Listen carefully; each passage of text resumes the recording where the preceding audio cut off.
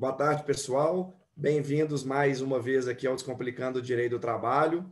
Hoje nós temos uma live mais do que especial, que está aqui do meu lado, né, virtualmente ao meu lado, a Patrícia Siqueira, que é auditora fiscal do trabalho e também coordenadora do projeto de inclusão de pessoas com deficiência no mercado de trabalho. Eu continuo chamando, Patrícia, se me permitir, de Ministério do Trabalho, eu não consigo chamar de Ministério da Economia.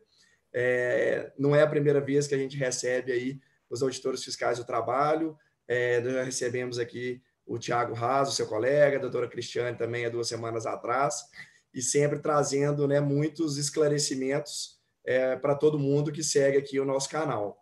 Então, queria te dar as boas-vindas, né, que é um prazer tê-la aqui. Sei que se não há referência nacional aí na inclusão de pessoas com deficiência.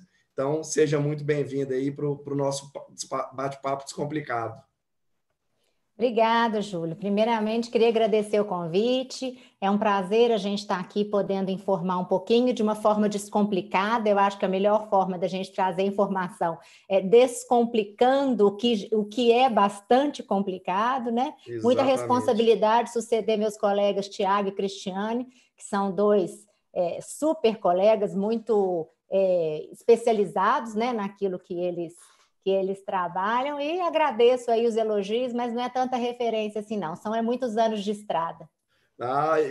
Isso aí é modéstia sua, porque eu advogo muito para algumas empresas e as referências não são poucas, viu, Patrícia? Então, não é nenhum puxa-saquismo, não, mas as referências são muito boas. Então, vamos lá, Patrícia. Uma dúvida que aí até particular minha, ao longo, né, quando eu fiz mestrado na UFMG, estava mudando essa nomenclatura, então era portador de necessidade especial, e aí foi mudando, e hoje a gente já popularizou aí até a abreviação, né, PCD, Pessoas com Deficiência. É isso mesmo? Qual o motivo, né, dessa nomenclatura? Você sabe me dizer qual que é a razão? Sei, na verdade é o seguinte, a gente tem, os termos eram pessoa portadora de deficiência. Isso. E pessoas com necessidades especiais, né? E esses termos, eles caíram em desuso porque a pessoa portadora de deficiência dá a sensação que ela carrega alguma coisa que ela pode dispor dela. Eu porto uma deficiência, eu vou e me livro dela e continuo. Então, isso aí está incorreto. Pessoas com necessidades especiais é um termo muito abrangente, muito genérico. Então, idosos têm necessidades especiais quando têm dificuldade de locomoção, gestantes, obesos. Então, é um termo muito genérico. Pessoa com deficiência é o termo mais adequado porque é uma condição da pessoa. Então, eu sou uma pessoa e tenho uma deficiência. Do mesmo jeito que eu sou Patrícia, tenho os cabelos cacheados, sou bem branquinha, é uma condição da pessoa. Não, eu já sabia mais ou menos do contexto, mas queria compreender melhor essas mudanças de nomenclatura, até para a gente tratar certo, né?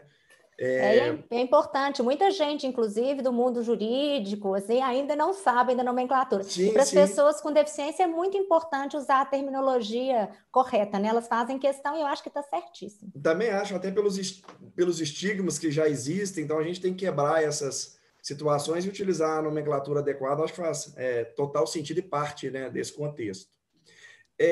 Patrícia, nessa situação que nós estamos vivendo, essa loucura aqui da gente de home office, dessa pandemia, né, a gente tem dúvidas de todas as áreas. E o nosso foco aqui é justamente, né, essa área de sua especialidade, que são essas pessoas com deficiência. E como é que está a lei dessas pessoas com deficiência, né? Ou se houve alguma modificação pelas medidas provisórias em razão dessa pandemia, ou continua tudo igual? Como é que está funcionando isso? Na verdade, a lei de cotas, né, que é a lei que estabelece que as empresas com 100 ou mais empregados devem reservar um percentual de cargos para pessoas com deficiência, que é a lei 8.213 de 91, ela continua em vigor. Então, persiste a obrigatoriedade das empresas de manterem as suas cotas cumpridas. Não houve nenhuma alteração na chamada lei de cotas, considerada por nós, inclusive, o maior mecanismo de ter as pessoas com deficiência no mercado formal de trabalho.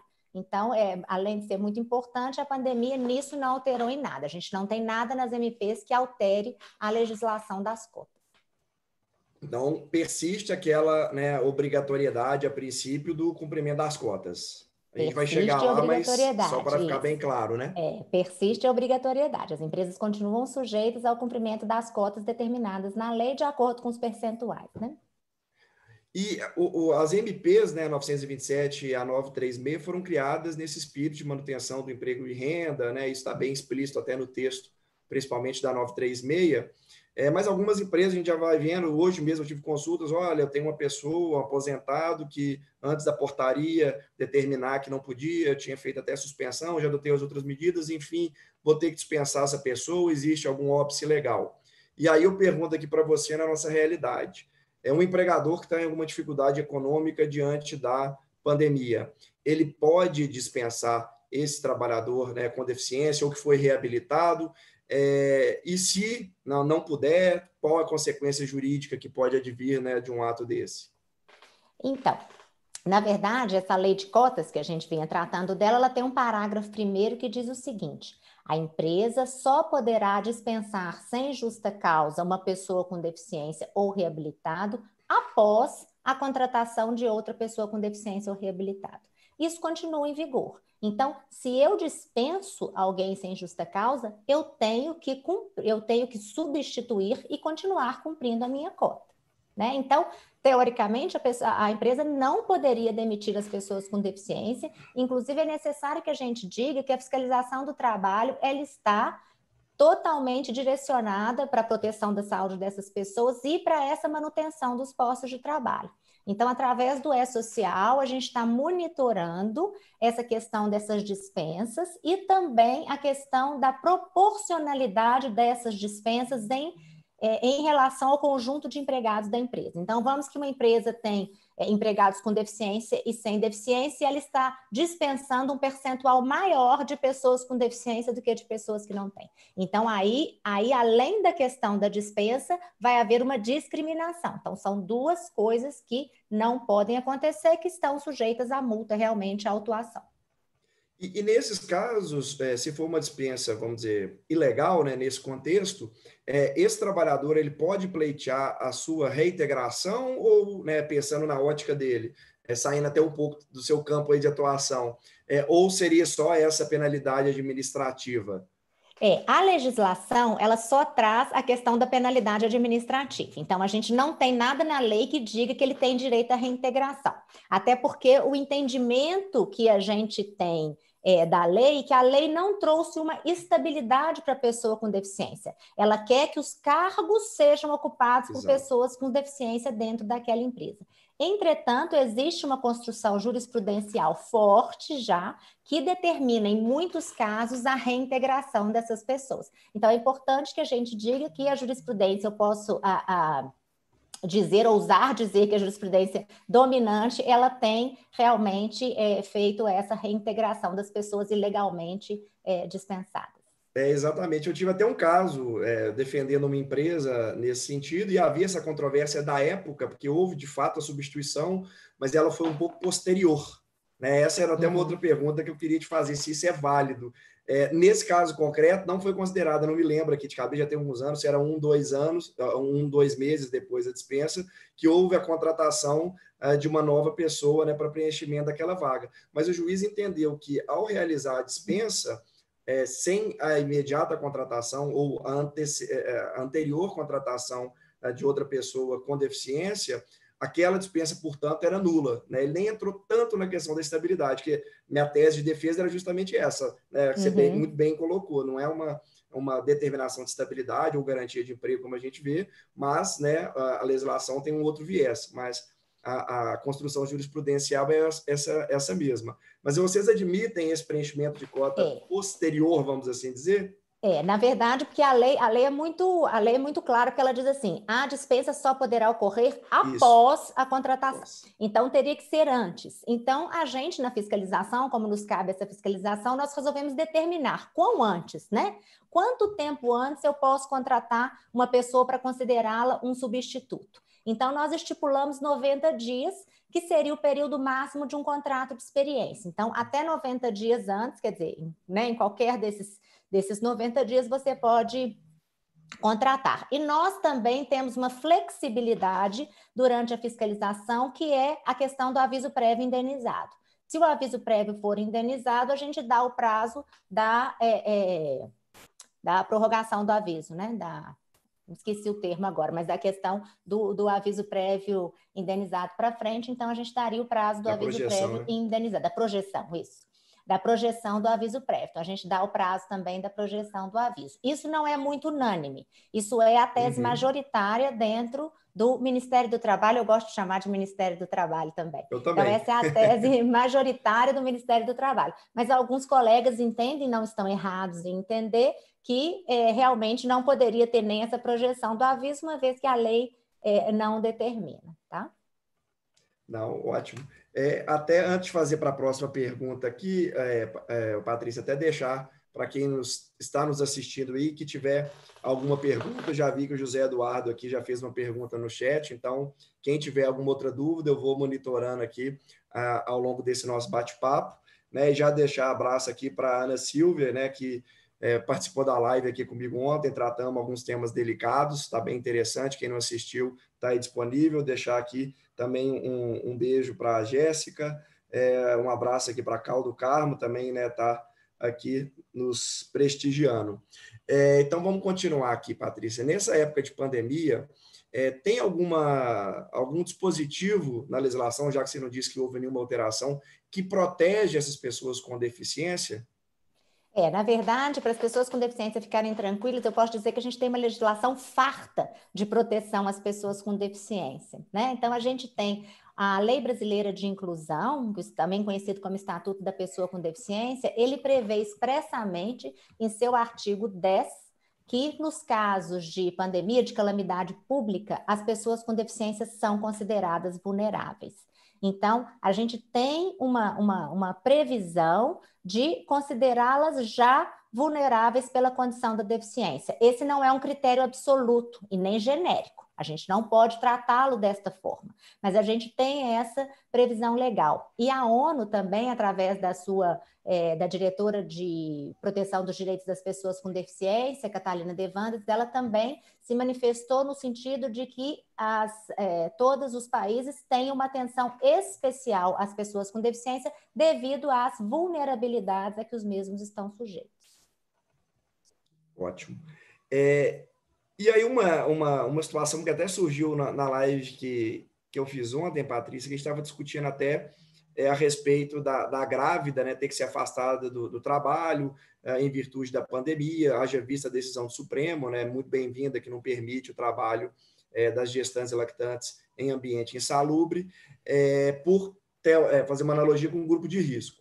Esses portadores, essas pessoas com deficiência, elas automaticamente se enquadram nesse grupo de risco?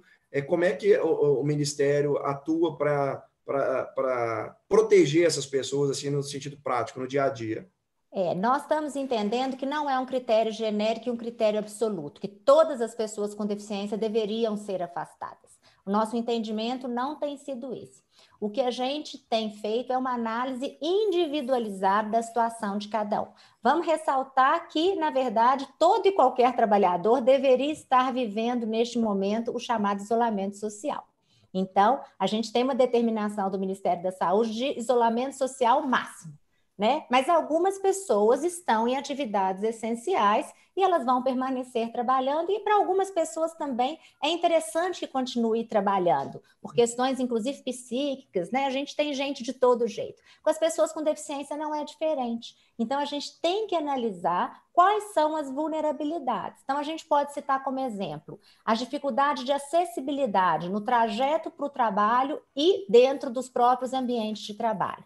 Então, se a pessoa não consegue ter, devido à deficiência, as condições, os protocolos de segurança, tanto no trajeto como no ambiente de trabalho, ela deve ser afastada. Então, vamos dar exemplo: pessoas com deficiência visual total, que estão mais sujeitas à contaminação, porque elas não têm como ver ali a questão dos riscos, né? Pessoas com deficiência intelectual, que às vezes não têm o discernimento suficiente para entender um protocolo de saúde e segurança. Então, esses casos têm que ser muito bem analisados para a gente não dizer que toda e qualquer pessoa com deficiência ela tem que ser afastada de uma só vez. Até me ocorreu aqui, né, enquanto você falava, Patrícia, eu tenho um amigo que tem um projeto social muito bacana, que é o Leonardo Montijo. Ele tem um projeto que se chama Mano Down, né? E ele tem um irmão que tem síndrome de Down, que é o Dudu do Cavaco, e ele trabalha, é super estimulado, é muito bacana, e ele toca cavaco, faz shows, apresentações, eles têm palestras, shows, ele tem parceria hoje já com várias empresas, né, com empregadores, justamente para essa inserção no ambiente de trabalho. E aí eu fiquei pensando aqui o seguinte, pelo que você está me dizendo, então, via de regra, a gente não pode qualificar, vamos assim dizer, uma pessoa que tem síndrome de Down necessariamente que ela vai compor um grupo de risco. Vai depender, como você disse, do discernimento dela, né? Porque a gente fala nem que eu não sou tão por dentro, mas diz que a gente não pode falar em graus, né, da síndrome de Down, mas tem uns que são mais estimulados, que têm um discernimento maior. É por aí mesmo, assim, caso concreto, como eu estou dizendo, ou você separa por grupos, né, de tipos, assim eu posso dizer, de deficiência? Essa é uma pergunta bastante delicada que você está me fazendo. Na verdade, o Léo do Manudal, a gente fez uma live outro dia. A Ah, que primeira legal. live que eu fiz sobre o tema foi, inclusive, com o Léo, sabe? O Léo é E as fantástico. pessoas, ele, o Dudu, um querido, né? Mas, na verdade, o que Demais. acontece é o seguinte: as pessoas com síndrome de Down não é só a questão da questão intelectual e do discernimento, porque Sim. se assim fosse, o critério seria bem parecido com o que você disse. Mas as Tem as pessoas com questões síndrome de Down cardíacas. têm as questões cardíacas. Então, devido às cardiopatias, tem uns também, eu não sou da área da saúde, eu falo com base no que os meus colegas da área da saúde a gente aprende junto com eles, né? Mas tem uma questão também da língua, que muitos ficam com a língua um pouco mais para fora. Então, a gente tem essas duas questões. A gente tem o risco maior de contágio e a gente tem também o risco do desenvolvimento de uma forma mais grave do Covid. Então, são duas coisas que a gente tem que bem observar. Ele tem risco maior de contágio e tem risco de desenvolver uma forma mais grave, como os hipertensos, os diabéticos, as pessoas maiores de 60. Algumas pessoas, dependendo da deficiência, por exemplo, algum cadeirante com insuficiência respiratória, esses vão ter mais propensão para desenvolver uma forma mais agravada da doença.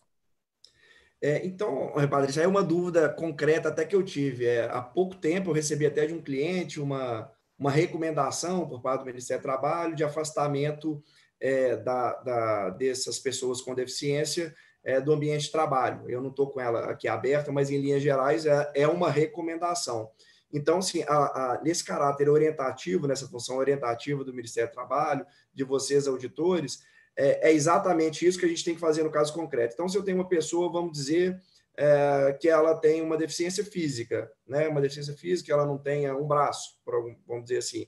Essa pessoa, a princípio, não está num grupo de risco, né? Se não tiver alguma outra situação de saúde.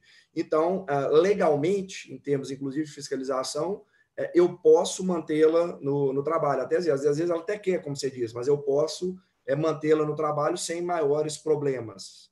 É isso mesmo ou não? Me corrija se estiver errado. A gente fez essa notificação recomendatória, ela foi enviada para todas as empresas de Minas Gerais. Então, para todas as empresas que têm alguma pessoa com deficiência contratada, a gente encaminhou uma notificação recomendatória, feita também com bases escritas pela doutora Laila, que é uma auditora que trabalha conosco e que é médica também, que muito contribui nessa parte da saúde, e a gente escreveu exatamente isso, que a gente tem que fazer análise do caso concreto. Então, isso que você me pergunta, se essa pessoa, na acessibilidade, no trajeto casa-trabalho, se ela tem condições de higiene no trajeto e tem um ambiente de trabalho que não implique em condições mais gravosas do Covid, a gente entende que ela pode permanecer trabalhando. Vou te dar um outro exemplo. A gente tem um projeto bacana que é de inclusão no trabalho de pessoas com deficiência psicossocial. Então, a questão da saúde mental, as pessoas com esquizofrenia, vamos dar uma generalizada para as pessoas entenderem.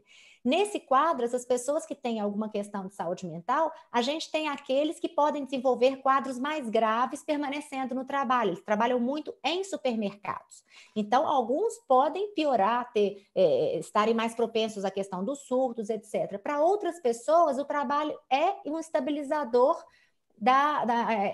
auxilia no tratamento deles, então ajuda na manutenção da estabilidade. Então, esses casos estão sendo analisados dentro desse projeto, por exemplo, caso a caso, com auxílio. Aí a gente tem uma parceria com a Prefeitura de Belo Horizonte, então o pessoal da saúde mental está ajudando as empresas aí nessa avaliação.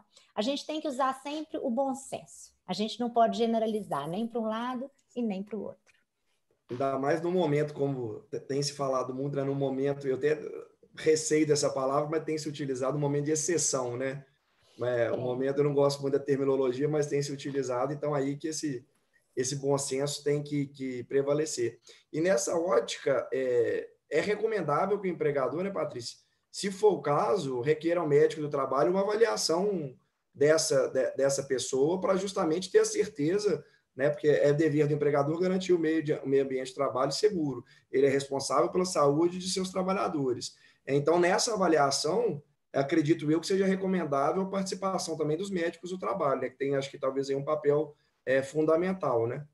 A gente nunca recomenda só o médico do trabalho, né? A gente recomenda sempre que todas essas avaliações sejam feitas por uma equipe multidisciplinar. Então, pela equipe aí de apoio, vamos dizer assim, o SESMIT, né? Se existe um SESMIT, se a empresa tem que ter o SESMIT, né? Que o SESMIT avalie sempre mais de uma pessoa, porque não são só as condições clínicas da pessoa, tem a ver com o meio que ela vive também, com o ambiente em que ela está. Então, tem os critérios sociais também que devem ser observados, onde essa pessoa mora, qual é o trajeto que ela tem que fazer, não é só a condição clínica dessa pessoa, até Sim. porque a gente tem que dizer que a deficiência também está muito ligada à pobreza. Isso, inclusive, é reconhecido na Convenção sobre os Direitos das Pessoas com Deficiência e veio também nas recomendações da OIT, quando tratasse das pessoas com deficiência, tratasse de critérios também de proteção da renda, tendo em vista essa questão da situação de pobreza e dos gastos mais elevados que, teoricamente, uma pessoa com deficiência enfrenta. Então, tudo isso tem que ser observado pela empresa na hora de tomar essas decisões.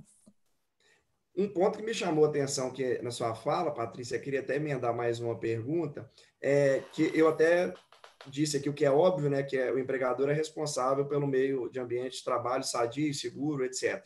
Especificamente nesses casos ainda, né, com mais propriedade ainda. E você por 2 vezes aqui disse, olha, tem que verificar, né, a situação dele de trajeto, como que ele vem, etc. E eu ontem, coincidentemente, ontem à noite, eu gosto muito do Twitter ali para ler notícias e tudo, e eu estava vendo uma postagem do vereador Gabriel Azevedo, que ele falou que recebeu de várias pessoas, que era um ônibus aqui em Belo Horizonte, absolutamente lotado. Um ônibus, ou seja, as pessoas ainda aqui com máscaras, mas com uma aglomeração muito grande, com pessoas em pé, né, como a gente tradicionalmente vê, né, fora dessa época da pandemia.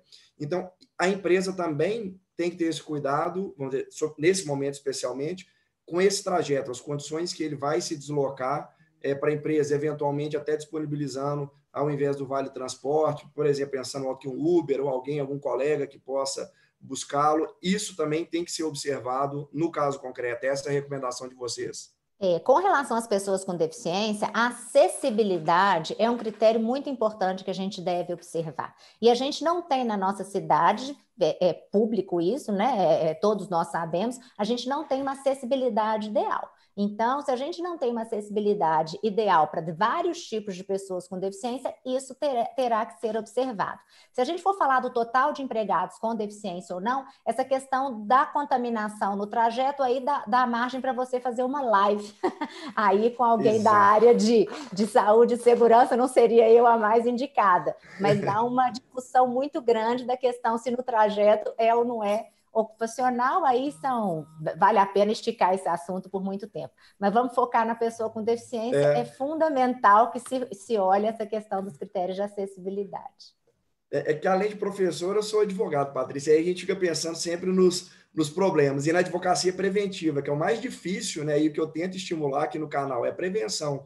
O litígio tem que ser a última possibilidade. E ontem a gente estava nesse contexto também de cuidado com as pessoas que estão na linha de frente da pandemia, não especificamente aí as pessoas com deficiência, então tudo que o empregador tem que fazer, e eu não tinha me atentado até então para, assim, com tanta propriedade, com tanto cuidado dessas situações, né, envolvendo o trajeto, e dos riscos daí advindos, como você bem colocou, caiu o MP 905, o acidente de trajeto tá aí de volta, e como é que seria isso, né? Então, são reflexões sempre interessantes, como você disse, dá uma live. Dá uma live. Só a questão do trajeto e da Covid, você pode fazer uma live, fica sugerido um tema. Não, nós vamos fazer. Essa eu quero englobar também, porque a gente começou a tratar ontem a responsabilidade civil como um todo, nesse momento de pandemia, entrar nos critérios de responsabilidade civil objetiva, subjetiva, envolvendo tudo isso, a proteção do trabalhador, né, que eu acho que isso aí é um tema muito polêmico e muito complicado no dia a dia, igual a gente está comentando aqui, muita coisa é caso concreto.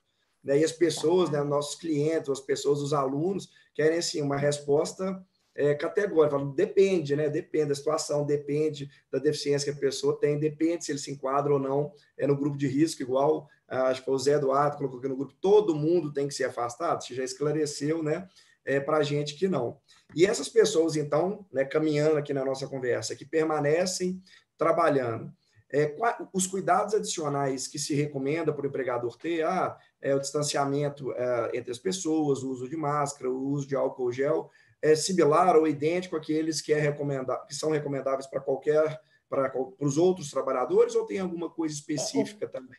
O que a gente ressalta é a acessibilidade na comunicação. Então, que esses protocolos de segurança que forem passados, que sejam dados e fornecidos com acessibilidade. Então, se eu tenho pessoas com deficiência auditiva, eu vou ter que passar os critérios para que essa pessoa tenha a compreensão daquilo que está sendo passado.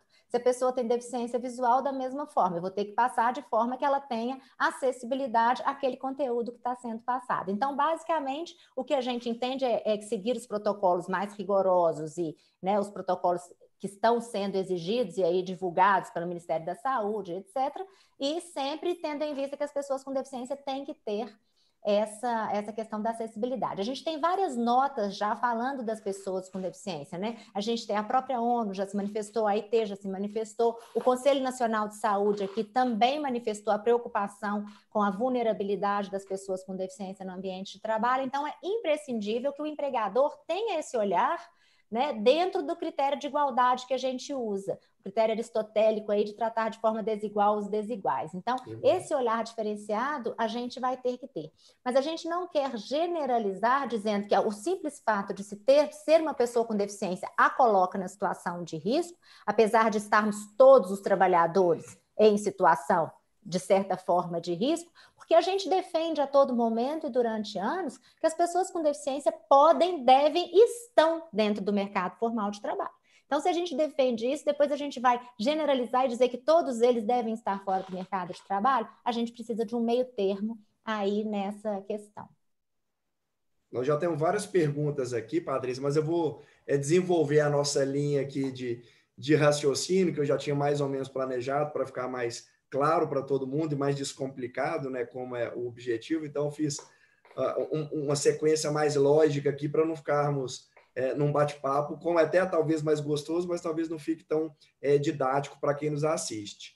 E eu sofri aí nas últimas semanas, desde 1º de abril, como grande parte dos advogados trabalhistas, dos professores, de vocês aí, auditores, e também do pessoal do Ministério Público do Trabalho, com as medidas provisórias e suas interpretações, né?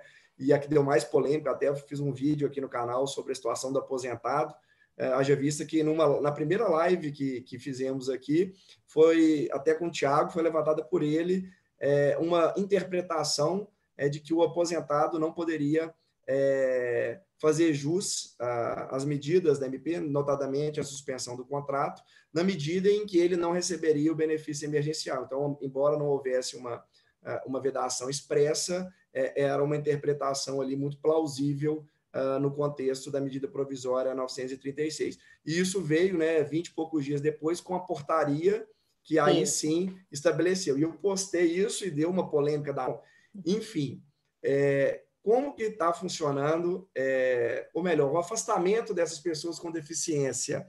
Pode, né, se a gente pode se valer dessas medidas, sobretudo a MP 936? Pode, não existe nenhuma proibição de que as pessoas com deficiência sejam afastadas de acordo com os critérios, tanto da 927 quanto da 936.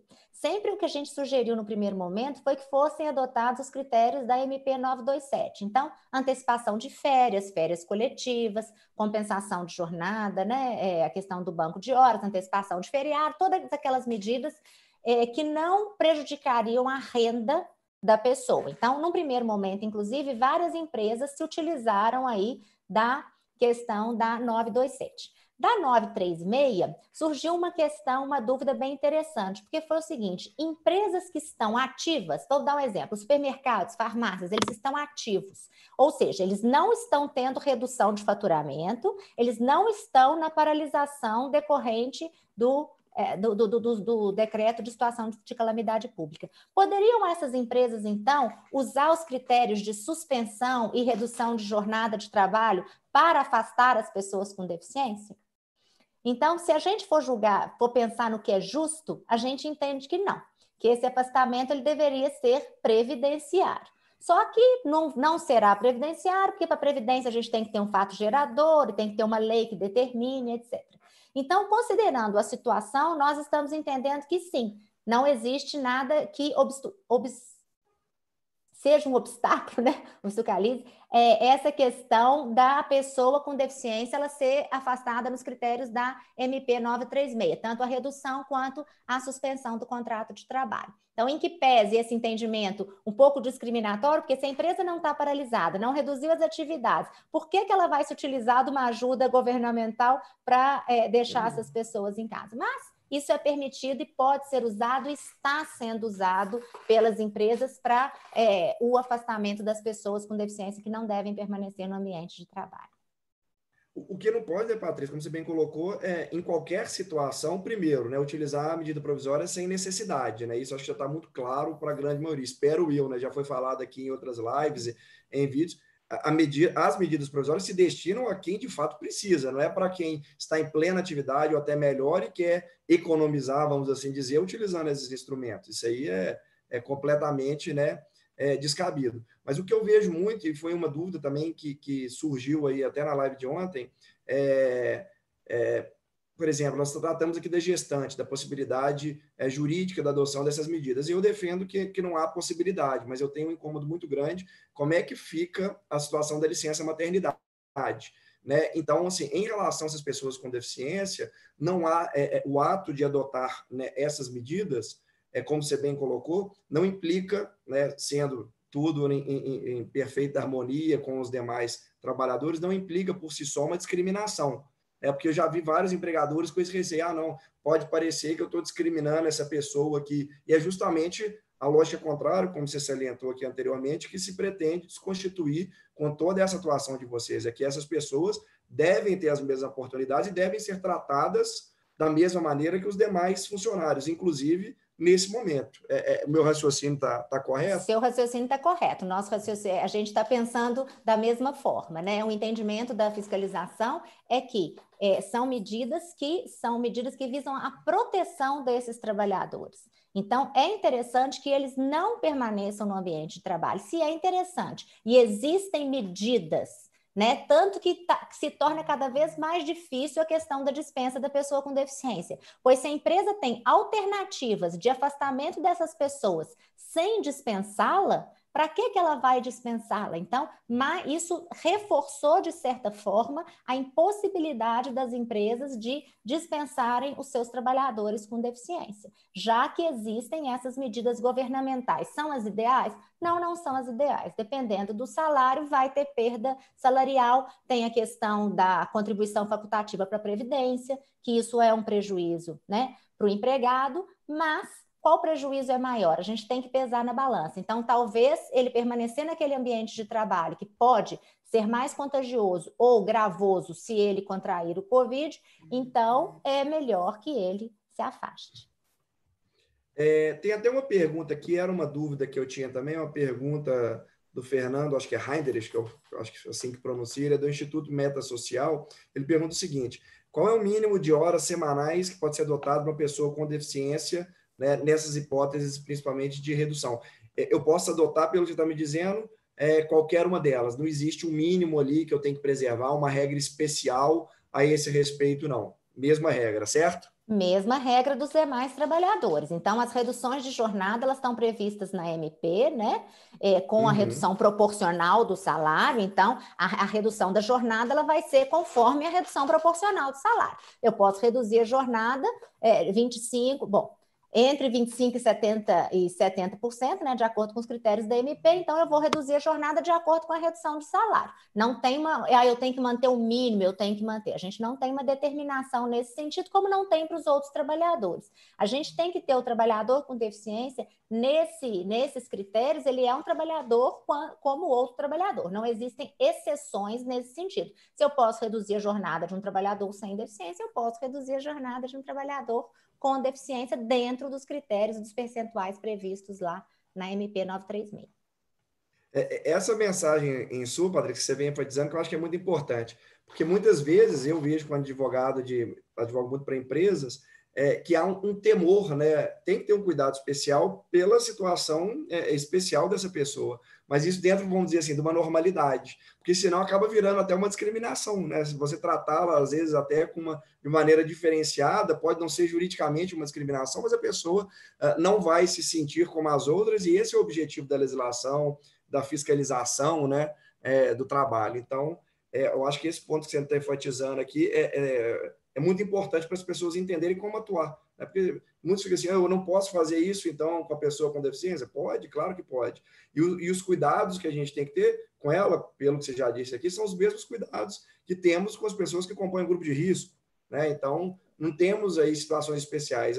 A situação especial, como você disse, é a sensibilidade na comunicação. Né, de entender quais são as medidas que precisam ser adotadas, as cautelas, os cuidados, né, para que o trabalho seja executado de maneira segura. Uma dúvida que eu tenho aqui, eu acho que não é muito grande, mas para ficar claro para todo mundo que nos assiste, porque até em relação ao contrato de aprendizagem, existia uma polêmica que esse aprendiz pode até receber um valor superior do benefício emergencial, né? Que, para quem não sabe, aquela parcela que é paga pelo governo. Na situação aqui da pessoa com deficiência, não há nenhuma diferença, né, como você já disse, para o trabalhador, vamos dizer, os demais trabalhadores. Então, essa regra, né, da equivalência do seguro-desemprego, daqueles parâmetros, é utilizada da mesma forma, sem nenhuma especificidade. Isso mesmo? Exatamente, é isso mesmo. Também para os aprendizes com deficiência, a gente utiliza são as mesmas regras dos contratos de aprendizagem de aprendizes que não têm deficiência. A diferença que existe entre o aprendiz com deficiência e o aprendiz que não apresente nenhum tipo de deficiência é a questão da idade máxima, né? Para o aprendiz com deficiência não existe idade máxima. Então, a gente tem pessoas mais velhas na aprendizagem, alguns requisitos legais, que a aprendizagem da pessoa com deficiência ela é muito voltada à empregabilidade. A gente quer que a empresa qualifique para empregar. Então, no geral, não existe diferença. Existe uma grande diferença, e aqui a gente chama atenção, para aqueles aprendizes que têm o direito de receber concomitantemente a remuneração da aprendizagem, o benefício de prestação continuada. Para esses aprendizes, não é devido, se equipara ao aposentado, não é devido o auxílio, o benefício emergencial, que eles agora resolveram chamar de BEM. Detestei esse nome, BEM. Também chamamos de BEPER, a gente já tinha apelidado como BEPER. BEM, não gostei desse BEM. Mas, enfim, então, aquelas pessoas que recebem o BPC, elas não têm direito ao benefício emergencial. Então, vamos pensar num aprendiz que recebe o BPC e a remuneração da aprendizagem. Se eles não podem receber o benefício emergencial, se eu suspendo o contrato dele, ele vai ficar só com o benefício, ele vai ter uma perda muito grande de renda. Então, apesar da portaria prever que nesses casos pode acontecer a suspensão através de negociação coletiva, a fiscalização do trabalho orienta as empresas que não suspendam ou não reduzam jornada desses aprendizes que recebem o BPC concomitantemente, baseado no princípio de que às pessoas com deficiência é devida uma proteção social. E também nas recomendações da OIT, que já saíram, que a gente precisa reconhecer as condições de pobreza e os custos mais elevados das pessoas com deficiência e se preocupar com a manutenção de renda. Nós entendemos que seria, sim, até discriminatório utilizar-se disso apenas para aqueles aprendizes que recebem o BPC. Por quê? Porque esses aprendizes são mais vulneráveis. Se eles recebem o BPC, é porque eles têm uma situação de vulnerabilidade maior, tanto de renda quanto da questão da própria deficiência. Então, os mais vulneráveis ficariam com uma renda menor, enquanto os aprendizes que não recebem concomitantemente o BPC teriam a sua renda, por vezes, até aumentada.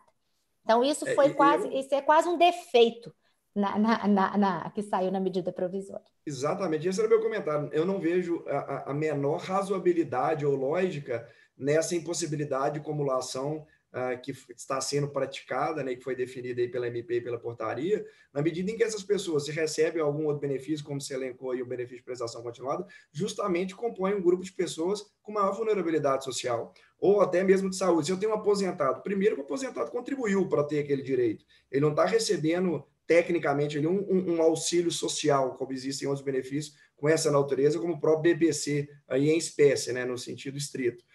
Então, porque esse aposentado que continua trabalhando, e obviamente, muitas vezes porque precisa, ele vai ficar alijado do benefício emergencial. Eu não vejo a menor razoabilidade, a não ser uma falta de bom senso, o intuito de economizar a todo custo, né? Não vejo... Porque isso foi, inclusive, alertado ao Ministério da Economia, mas a portaria saiu sem essa regulamentação, né? Então, a gente sabe, inclusive, por exemplo, que a senadora Mara Gabrilli, a gente já teve notícia que ela vai apresentar uma emenda.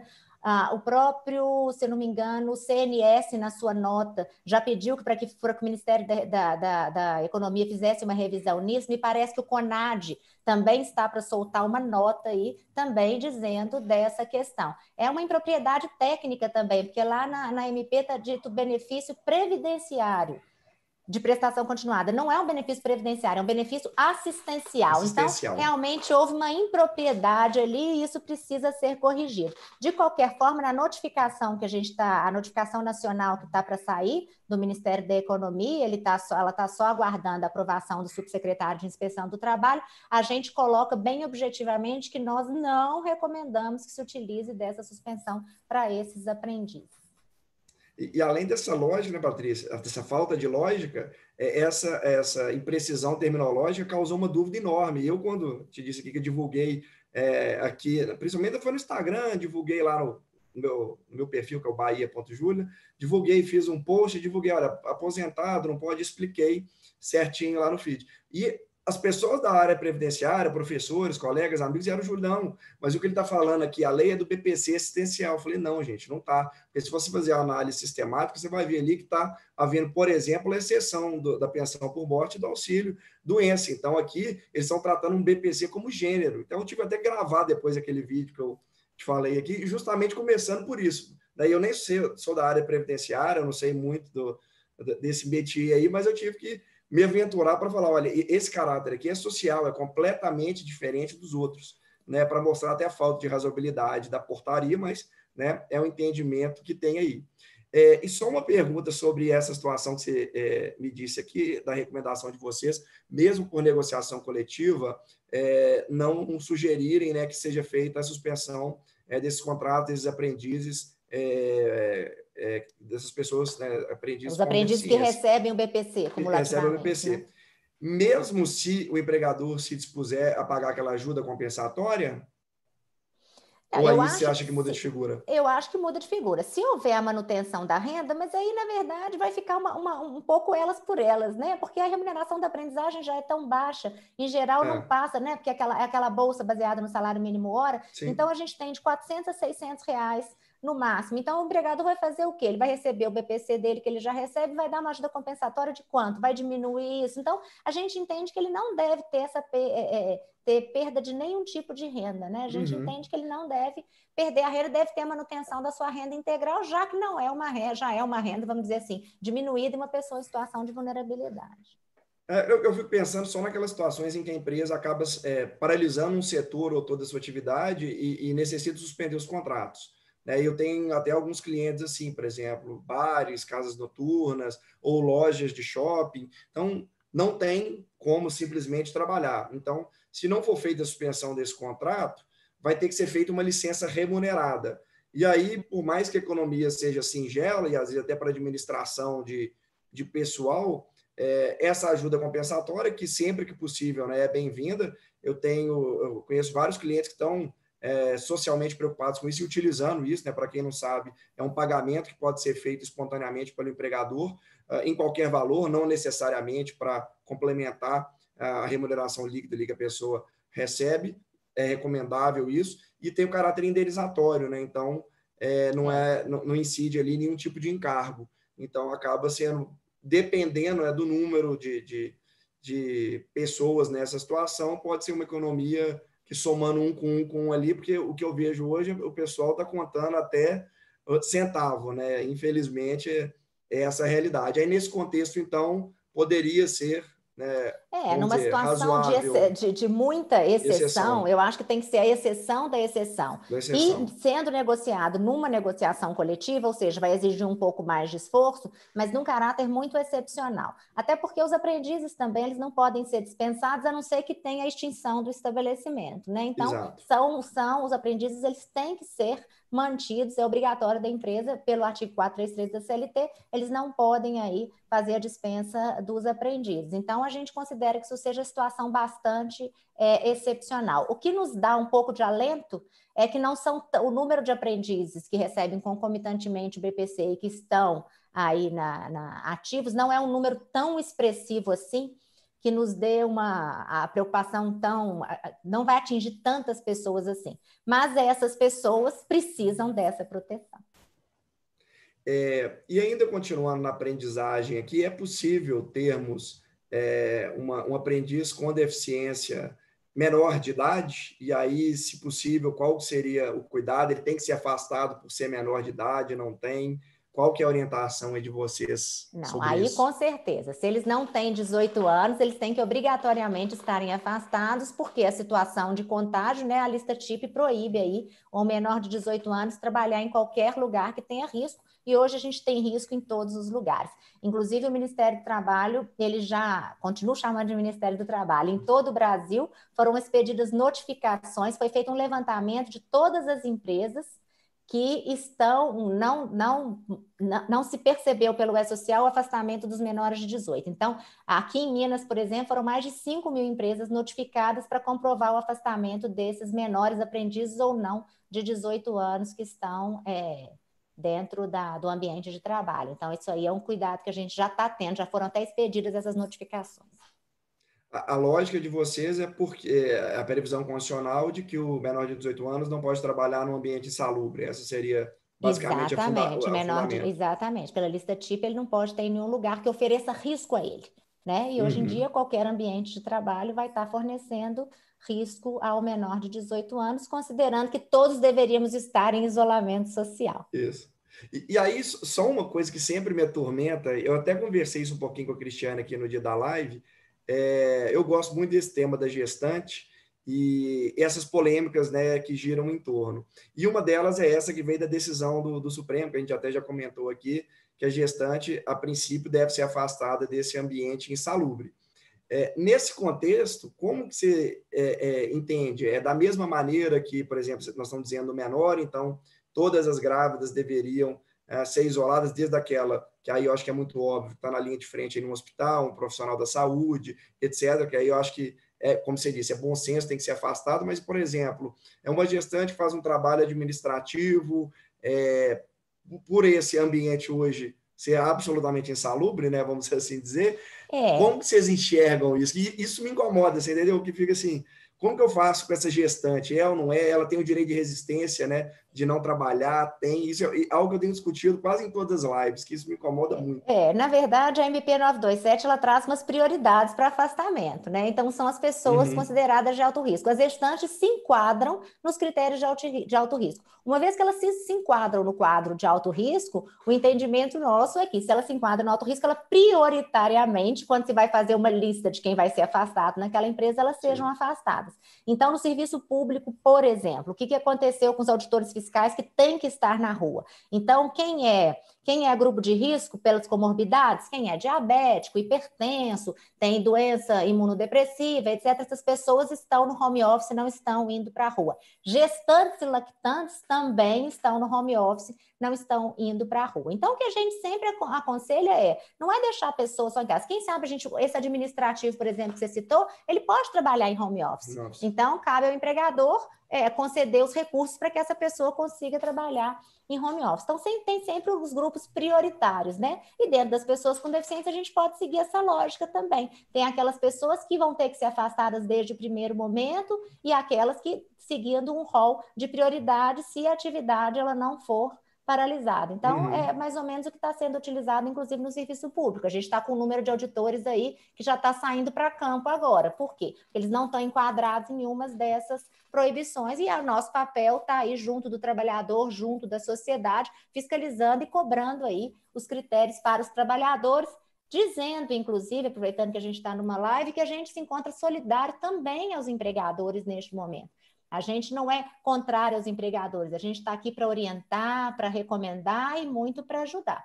Agora, eventualmente, a fiscalização é a fiscalização, então a gente tem que utilizar aí o nosso poder de polícia. Sendo, é o que eu tenho dito aqui muito, até aí falando um pouco da advocacia, que o direito do trabalho aí da advocacia, né, a advocacia trabalhista tem um novo protagonismo. Isso inclui todos os seus atores, né, o advogado, vocês auditores, os procuradores, os juízes. Então, a gente não pode tratar um lado ou outro porque não são lados, né? Estão todos imbuídos de uma mesma situação que é o cumprimento da legislação. Eu vejo, advogando muito para a empresa, que a maior parte dos empregadores não descumprem a lei deliberadamente. Não são aqueles maldosos, né, como muitos se pensa. Descumprem porque, na maior parte das vezes, por incrível que pareça, não tem conhecimento. Não tem conhecimento, são os processos, às vezes a empresa até é grande, mas os processos, as burocracias internas são muito grandes e existem erros. Então, essa função orientativa do Ministério do Trabalho, que eu tenho tentado, né, mostrar aqui nas lives e espero continuar contando com a participação sua, da Cristiano, do Thiago e de outros colegas, que eu acho muito importante, porque não existe esse antagonismo. Né? Eu vejo assim, o empregador, nossa, lá vem o Ministério do Trabalho, só vem para atrapalhar.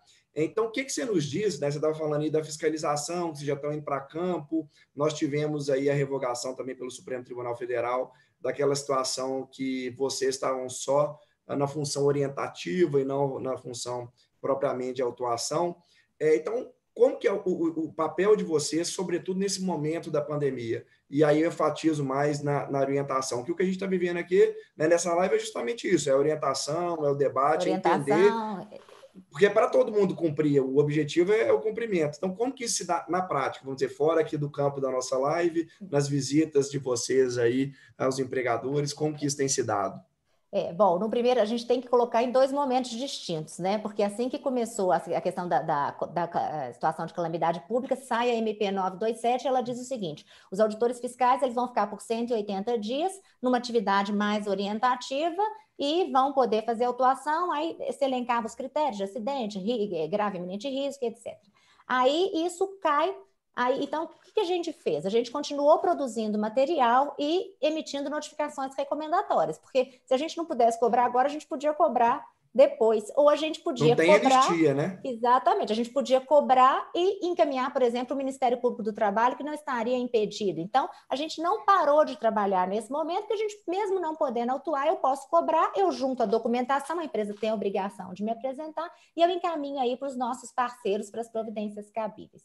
Uma vez que cai o artigo 31 do Supremo e a gente pode retomar uma ação um pouco mais proativa, a gente teve que se reorganizar também como é que a gente iria fazer. Então, com relação à pessoa com deficiência, a gente estava já monitorando a questão das dispensas ilegais e dos critérios de proteção à saúde e segurança desses trabalhadores. Isso estava sendo monitorado.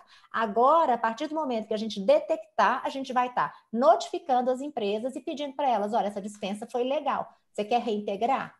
Se você reintegrar, ótimo, não vai acontecer nada. Se a empresa não voltar com aquele trabalhador ou não contratar um substituto, né, porque a gente tem essa possibilidade nas cotas, a gente vai estabelecer a questão da autuação.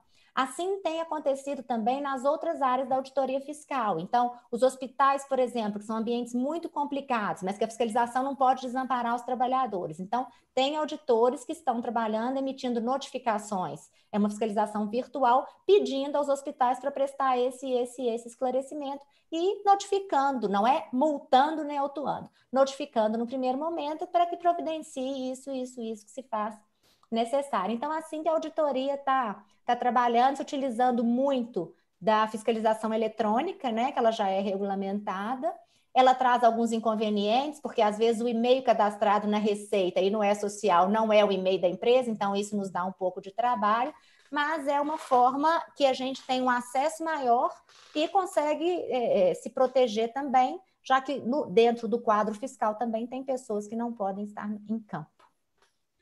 Até uma dúvida que já surgiu em algumas situações e estava nas MPs aí também, foi objeto de mudança na CLT, que é aquele critério de dupla visita, né? Ou seja, em algumas situações o auditor tem que ir uma vez orientar e aí só na segunda vez que ele retorna que ele pode autuar.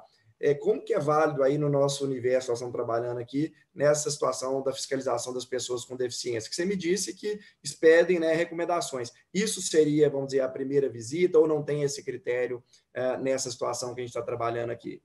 Quando saiu o MP 905, que agora já é letra morta, vamos dizer assim, a gente entendeu que esse critério da dupla visita já é muito utilizado pela gente. É muito raro, eu posso te dizer, na questão da fiscalização de pessoa com Eu sei, eu deficiência já em Minas participei de várias, Gerais, é muito tranquilo, é na muito questão da pessoa com cauteloso, é muito deficiência, orientativo. exatamente, em Minas Gerais eu posso dizer com certeza que não existe essa autuação. Eu vi lá, a cota, não cumpre a cota, a gente autua. Não. Sim. Às vezes a gente faz Eu palestras, nunca vi notificações coletivas, a gente concede prazo, a gente tem muita experiência já em empresas bem-sucedidas, em projetos de inclusão, a gente oferece projetos. A autuação, eu posso dizer para vocês com toda a segurança de quem tem mais de 20 anos de atuação nessa área da pessoa com deficiência. A autuação é uma exceção e é uma derrota para nós. O que a gente quer é essas pessoas dentro do mercado de trabalho. Fazer uma auto de infração é muito simples, é um Ctrl+C, Ctrl+V. Mas é muito triste para nós, quer dizer que o nosso trabalho fracassou. Porque o trabalho que a gente quer é realmente de orientar e de ajudar. Existem abusos, claro, né? Senão nenhum Estado precisaria de fiscalização. Exato. E é a fiscalização que garante, principalmente com relação à pessoa com deficiência, a presença de quase 500 mil pessoas com deficiência no mercado formal de trabalho. 430, 440 mil pelo levantamento da RAIS 2018. Então, é necessário que tenha a lei de cotas e que ela seja fiscalizada. Porque até de 91 a 99, quando ela não foi fiscalizada, a gente praticamente não tinha pessoas com deficiência no mercado de trabalho. Hoje, a gente já tem no Brasil cerca de 52% das vagas no país preenchidas. Minas Gerais já está chegando perto de 60%, né? Vamos ver agora, depois dessa questão da pandemia aí, como é que vai ficar, como é que vai se desenhar esse cenário.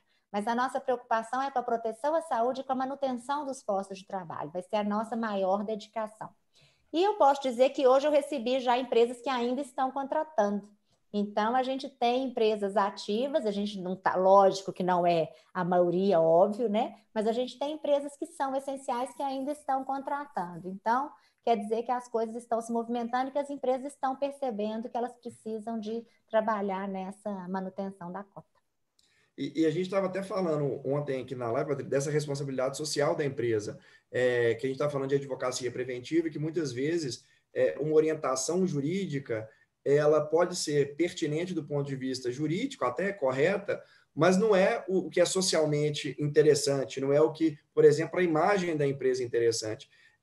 E essa figura também da inclusão, ela tem esse papel social muito importante. As empresas, algumas a gente sabe que explora já muito bem, que sabem da importância disso no próprio ambiente de trabalho, que modifica no ambiente de trabalho, essa percepção, esse cuidado do empregador em relação aos seus trabalhadores, especialmente esses, né, que têm alguma deficiência.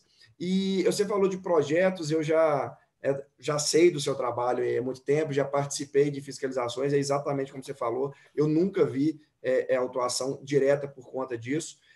Como é que funcionam esses projetos que são desenvolvidos por vocês no Ministério do Trabalho em parceria com alguns empregadores? Eu já vi alguns projetos piloto, alguma coisa. Como que é isso? Olha, eu sou um grande empregador, eu preciso de uma orientação, porque às vezes as pessoas buscam, né? Eu sei que existem canais aí, e-mails que vocês tiram dúvida, principalmente nesse problema. Como que funcionam essas duas frentes de projetos, de dúvidas, de trabalhadores e empregadores, né? Como atividade de vocês? Aqui em Minas Gerais, especificamente, funciona dentro da Superintendência Regional do Trabalho o Núcleo de Igualdade de Oportunidades. Lá, nesse Núcleo de Igualdade de Oportunidades, ele abrange, nesse setor, ele tem a fiscalização, tem os auditores que fazem a fiscalização das cotas, e a gente tem também um projeto de encaminhamento de pessoas com deficiência para o mercado de trabalho. Então, as empresas ofertam as vagas lá e a gente tem os próprios trabalhadores com deficiência que nos procuram lá dentro da superintendência e que a gente encaminha para o mercado de trabalho. Então, já foram, esse ano, me parece que a gente já tinha emitido mais de 1.000 cartas para pessoas com deficiência que estavam nos procurando. Então, esse é um trabalho direcionado aos trabalhadores, é simplesmente uma intermediação.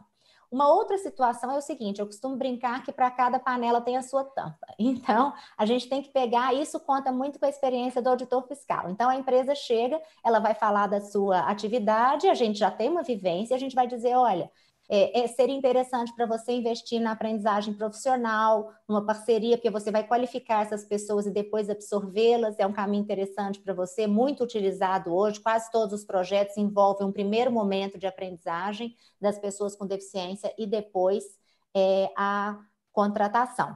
Então, a gente vai desenhando, outras empresas elas vão ter que qualificar, fazer uma qualificação voltada para ela, né? Customizar um tipo de qualificação que atenda. A gente tem um projeto muito interessante de uma empresa, até a Telemon, empresa de telefonia, eu posso citar, que ela criou chama Oficina Solidária, ela criou uma oficina de costura dentro da própria empresa e eles fazem os uniformes, fornecem os uniformes para as pessoas. É uma empresa grande, com mais de 14 mil empregados, e ela criou isso de uma forma aí, o que foi a minha fiscalização? Para que eles não ficassem isolados. Então, tem pessoas com deficiência e sem deficiência dentro dessa oficina, mas é uma atividade a mais ali dentro. Fica bem no meio de um prédio de lá e tem pessoas com e sem deficiência, todos os tipos de deficiência. Então, é um projeto bacana. A gente tem um projeto em parceria com a Prefeitura de Belo Horizonte, da Saúde Mental, que eles nos fornecem as pessoas que têm deficiência psicossocial, que estão no momento bom para ingressarem no mercado de trabalho. Então, eles indicam esses profissionais para as empresas e fazem esse acompanhamento também, essa mediação junto das empresas para que essas pessoas se mantenham estáveis ali no mercado de trabalho. E assim a gente vai construindo diversos projetos, sempre com a parceria das entidades de e para pessoas com deficiência, que são muitas. O Ministério do Trabalho, a fiscalização não é nada sozinha. A gente precisa das empresas, que são aquelas que vão fazer os projetos, e a gente precisa das entidades que têm expertise nisso, que vão nos fornecer as ideias. A gente precisa do INSS também, que vai nos fornecer a mão de obra de reabilitados. Então, todo esse trabalho em conjunto, ele funciona muito bem. Eu tive recente uma empresa de limpeza urbana que nos procurou, já tinha recebido um auto de infração, nos procurou e disse, olha, eu preciso que você dê um jeito, porque eu não posso cumprir essa cota. Eu falei, vocês podem cumprir essa cota, vamos combinar que vocês vão fazer A, B, C. E aí a gente falou A, B, C, em 6 meses essa empresa tinha uma cota cumprida, eles têm 130 pessoas com deficiência trabalhando na limpeza urbana. Esse fato, ele é recente, por isso que eu estou querendo contar, isso dá muita satisfação para a gente. Uma empresa que diz, tá bom, então o que você acha que eu tenho que fazer? E a gente disse, olha, os critérios são esses, são aqueles, quer dizer, limpeza urbana, que é uma coisa muito difícil, né? Pensa assim, nossa, pessoas com deficiência na área de limpeza urbana, cheio de riscos, etc. Eles em 6 meses estavam com 130 profissionais contratados. Então, esse é mais ou menos o nosso jeito de trabalhar. Quem me conhece há muitos anos sabe que a condução, junto com a equipe maravilhosa que eu tenho de auditores, de administrativos lá, que a condução do trabalho desse jeito, não só aqui, em vários estados do Brasil, a gente tem uma fiscalização muito engajada nesse tema.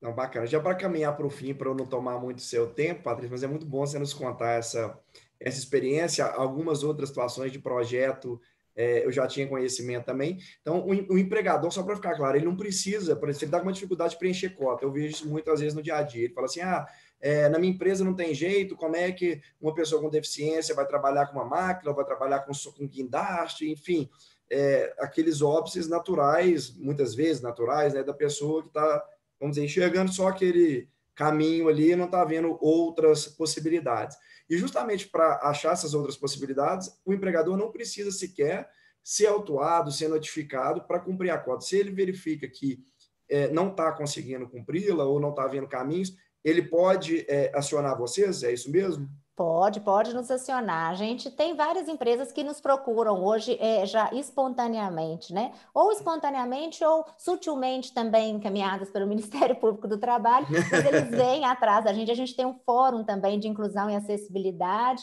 Esse fórum foi criado junto com o Ministério Público do Trabalho, ele está sob a coordenação nossa lá do Ministério do Trabalho. Então, a gente tem diversos locais em que ele pode buscar caminhos. O fórum é um lugar muito interessante para que as empresas peguem bons exemplos, porque no Fórum Ministério do Trabalho, que eu vou sempre chamar de Ministério do Trabalho, ele é mais um dos participantes, mas a gente está lá dentro exatamente para ter essa troca de ideias e cases aí de sucesso, né? A gente tem esses últimos anos, a gente teve esse que eu disse, tem o do psicossocial, a gente tem uma inclusão bonita acontecendo no teleatendimento, que é uma área difícil da gente incluir pela própria atividade, né? Não é nem pela questão da acessibilidade, pela própria atividade. Então, a gente está com um projeto aí de aprendizagem de pessoas com deficiência visual total, então a gente tem projeto nesse sentido muito bacana no teleatendimento, a gente tem uma outra grande empresa mineira de quase 20 mil empregados também, está investindo nessa qualificação, e é muito interessante porque esse a gente teve depoimento do diretor e disse, olha, num primeiro momento eu queria negar. Depois eu falei, tá bom, vou tentar. Mas ele falou assim, eu vou tentar porque eu vou provar para elas que não tem jeito. E está tendo jeito, a gente tem pessoas com deficiência em todas as operações existentes lá dentro do teleatendimento. É um número grande? Ainda não é um número grande, mas a gente quebrou esse paradigma. Ele disse, olha, eu tenho pessoas com deficiência em todas as minhas operações, ou seja, não tem nada que proíba de ter essas pessoas, né? E tem a questão da vedação legal. A lei veda a exigência de aptidão plena. Então, a gente não pode exigir aptidão plena para ninguém. E eu, quando eu faço palestra, como me pedem para falar, eu falo muito o seguinte, quem tem aptidão plena para tudo? Eu, para fazer essa live aqui, precisei da assessoria da minha filha de 14 anos, rolando de rir de mim, achando a maior diversão, porque eu tenho essa dificuldade aí com tecnologia. Então, nenhum de nós tem aptidão plena para nada, mas tem sempre alguma coisa que a gente consegue fazer e tem feito. Eu sempre falo para meus alunos, principalmente na Faculdade de Arnaldo, onde eu leciono a graduação, que isso acho que é mais próprio para eles, que eu falo, gente, eu aprendo com vocês, acreditem nisso, eles não acreditam, mas a gente aprende todo dia, toda hora, né? Estou aqui aprendendo horrores, né? Eu, como advogado, sei da parte mais legal, legislativa, quando já chega principalmente o problema judicial, né? E um dos motivos de eu criar esse canal aqui é justamente incutir na mente das pessoas a importância da prevenção, a importância desse diálogo, para construir, né, uma sociedade mais igualitária, o direito a exercer, de fato, o seu papel de pacificador, porque a gente aprende na faculdade só o conflito, né? Quantas matérias de processo a gente tem, né? E não precisa chegar lá.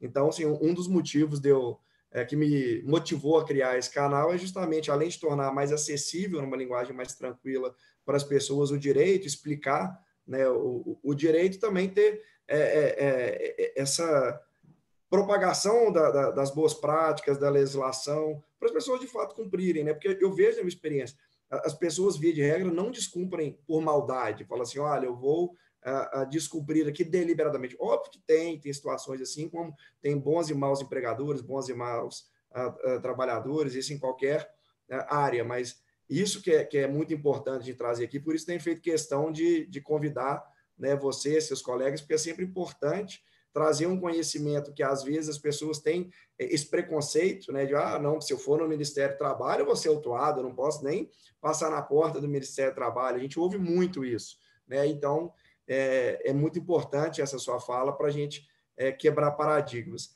E duas últimas perguntinhas de curioso agora, fugindo um pouco da legislação.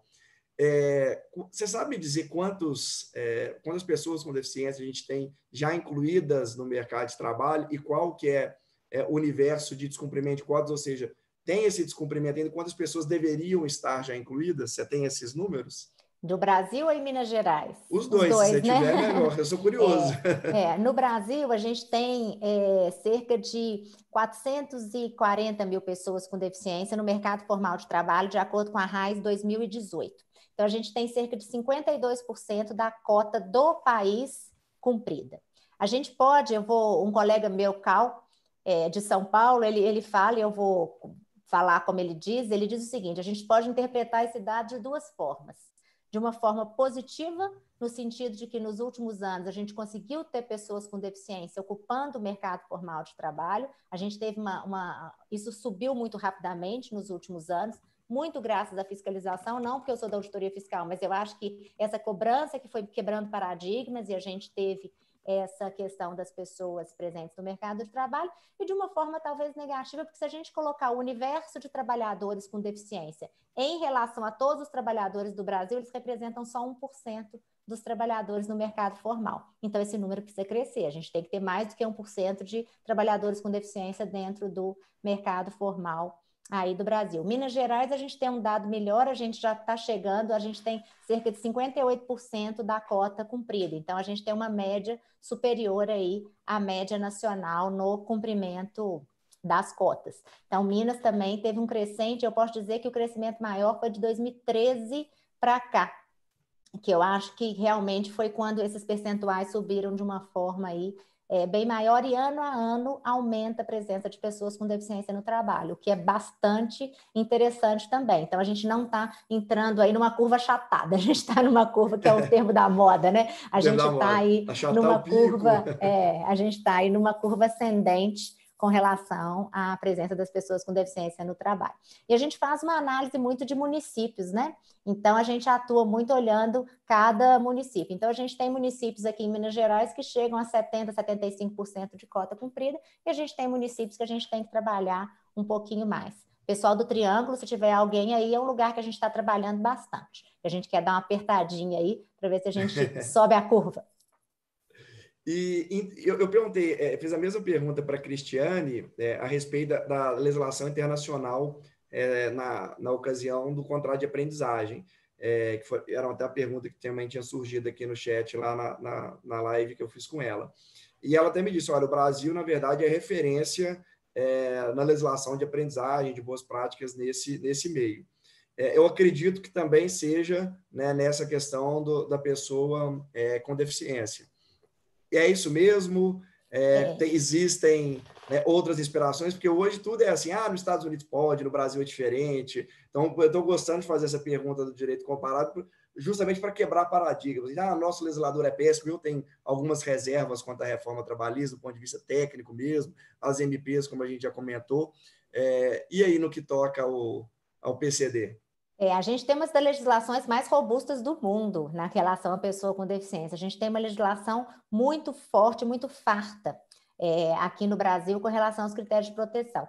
O problema é mais a aplicação dessa legislação, que ainda não é como a gente gostaria, né? Então, o Brasil é signatário da Convenção sobre os Direitos das Pessoas com Deficiência, ela recepcionou essa convenção com status constitucional. Então, isso já dá um valor muito alto para a convenção recepcionada em status constitucional, tamanha a importância do tema. Depois, a gente teve, em 2015, a Lei Brasileira de Inclusão, também conhecida como Estatuto da Pessoa com Deficiência, que regulamentou os ditames genéricos da Convenção sobre os Direitos da Pessoa com Deficiência. Então, a gente tem uma legislação bem robusta. A LBI, inclusive, ela falou especificamente de situação de calamidade pública e pandemia. Você vê tamanho grau de detalhamento que foi a Lei Brasileira de Inclusão. A parte do trabalho, a gente faz uma propaganda, teve um grupo fiscal, um corpo fiscal da auditoria que trabalhou aí na redação da parte do trabalho da Lei Brasileira de inclusão também, ou seja, tem uma participação muito prática de quem vivia na ponta, vivia aí o dia a dia para fazer. Então, a legislação é muito boa. Então, em termos de direito comparado, a gente pode falar que o Brasil está no topo. E a importância também do sistema de cotas. A gente sabe que países que aboliram o sistema de cotas tiveram um decréscimo muito grande da questão da contratação e da presença de pessoas com deficiência no trabalho. Recentemente, a gente teve um PL que também já foi retirada a urgência dele, que ele modificava substancialmente a questão das cotas, ele foi super combatido. Quando as coisas voltarem, se ele voltar, espero que não volte, a gente pode até fazer uma live sobre o PL. Com certeza, eu também espero que não volte, que a gente trate de alguns temas melhores, né, mais inclusivos, não menos inclusivos. Exato, teve toda essa discussão e foi uma pressão muito forte da sociedade, do grupo das pessoas com deficiência, que conseguiram muitas coisas nos últimos anos, porque não fazia o menor sentido, ele criava obrigações financeiras. É sempre mais barato para a empresa pagar do que ela ter a pessoa lá dentro fazer um ambiente de trabalho. Mas a questão não é um cálculo meramente financeiro. A gente quer essas pessoas trabalhando. A gente não quer essas pessoas cursando. A gente quer elas dentro do mercado de trabalho.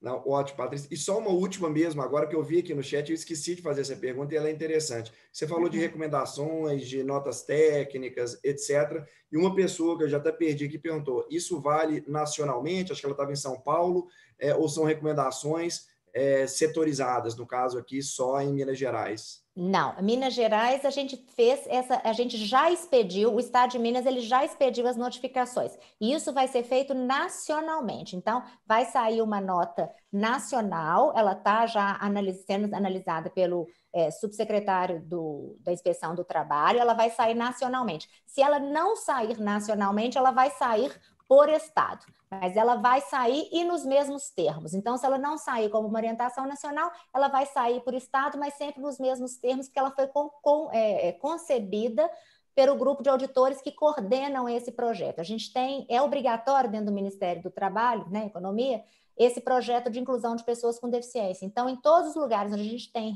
Superintendência Regional do Trabalho, a gente tem um coordenador específico para a questão da inclusão da pessoa com deficiência. Então, os coordenadores se reuniram virtualmente, construíram uma nota muito robusta. Se não der tempo dela sair por questões burocráticas de forma nacional, ela vai sair de forma estadual, mas sempre com os mesmos termos. Patrícia, não tem nem como, né, agradecer a sua presença aqui, né, a sua didática, clareza em explicar tudo. Tem diversos elogios aqui no chat, eu não fiquei lendo todos para não... Senão vou privilegiar outros, mas exatamente a isso que eu estou expondo, a sua didática, a clareza. Então, fiquei muito feliz aqui do nosso bate-papo. Espero que, né, seja o primeiro aqui de muitos, né, que foi muito proveitoso. Eu, pessoalmente, aprendi muitas situações que às vezes eu não tinha o conhecimento, né? Eu até, por exemplo, achei que já havia uma inclusão maior do que há, quando você me falou aí 58%, e que é um número até superior à média nacional. Com certeza é um número baixo ainda, né, de um país como o Brasil, que se diz muito solidário e inclusivo, né? Então a gente tem que traduzir isso em atos, na prática, e a importância, né, da atuação de vocês. Então, te agradeço, meu, de coração. Foi um bate-papo aqui. Se eu pudesse ainda esticar muito, a gente esticaria, mas, como eu disse, a gente vamos combinar outras ocasiões, e foi um prazer. E se você tiver aí, que eu vi que muitas pessoas aqui estão ainda com outras dúvidas, né? Eu não sou expert na área, mas estou à disposição. Até perguntaram aqui pelo próprio chat do YouTube, onde estão nos assistindo, podem fazer perguntas. Eu posso encaminhá-las, né, por e-mail para a Patrícia. Eu também estou à disposição lá no Instagram, o bahia.julio, Bahia sem H. E como que as pessoas fazem para tirar dúvidas, né, junto ao Ministério do Trabalho, junto a vocês, relativo a esse tema, Patrícia? Tem um canal de comunicação? Com relação à pessoa com deficiência, as dúvidas estão sendo direcionadas para mim. Eu estou fazendo esse trabalho também. Então, quem tiver dúvidas pode passar um e-mail para mim relacionado ao tema de pessoa com deficiência. Outros temas, a gente tem um plantão fiscal para isso no outro e-mail. Então, com relação à pessoa com deficiência, o meu e-mail é patricias@mte.gov.br. Então, isso realmente pode ser direcionado para mim. Eu só não prometo de responder no mesmo dia e na mesma hora, porque a gente está com várias demandas, e quando a gente tem um número pequeno de auditores e muita gente está indo para a rua, então eu estou mesmo que centralizando essa questão das dúvidas com relação às pessoas com deficiência. E queria agradecer demais, é sempre uma oportunidade muito boa a gente mostrar aí o trabalho da auditoria fiscal. A gente representa a auditoria fiscal, então mostrar o trabalho que é feito, o trabalho dos auditores, o trabalho de recomendação, de orientação e o trabalho preventivo que a gente faz, a gente gosta muito de mostrar, então eu agradeço demais. E só uma última informação: eu tenho recebido muitas pessoas com deficiência que estão tendo os contratos suspensos, perguntando se elas vão ter que vão ter que tomar alguma providência na Caixa Econômica Federal. Então, só para dizer que não, que a própria empresa, quando suspender o contrato ou reduzir a jornada e o salário, a própria empresa é que vai informar no sistema do Ministério da Economia, no empregador web, a conta bancária, né, desse empregado, e ele vai receber direto na conta bancária dele. Só porque eu não sei se tem alguma pessoa com deficiência nos assistindo, mas isso está tendo uma dúvida meio recorrente que a gente está tendo desses trabalhadores. No mais, Júlio, te agradeço muito, foi um prazer, adorei descomplicar. Eu acho que o meu lema é bem esse: trabalhar descomplicando, viu? Muito obrigada. Eu que agradeço. Então, a gente encerra aqui, né, Patrícia, essa live muito descomplicada, muito tranquila. Eu vou deixar, então, quem tiver... Eu até não comentei, eu recebi até da Cristiane, já circulou o perguntas e respostas, né, que vocês fizeram aí sobre as principais dúvidas nesse momento da pandemia, envolvendo os contratos de aprendizagem, envolvendo, né, as pessoas com deficiência. Então, quem quiser né, esse material, pode me mandar um direct lá no Instagram ou postar aqui nos comentários, lá no Instagram, repita, bahia.julio. E também, quem tiver, né, uma dúvida quanto ao e-mail da Patrícia, eu disponibilizo lá para vocês. Então, muito obrigado, pessoal. Até a próxima. Tchau, tchau. Obrigada. Tchau.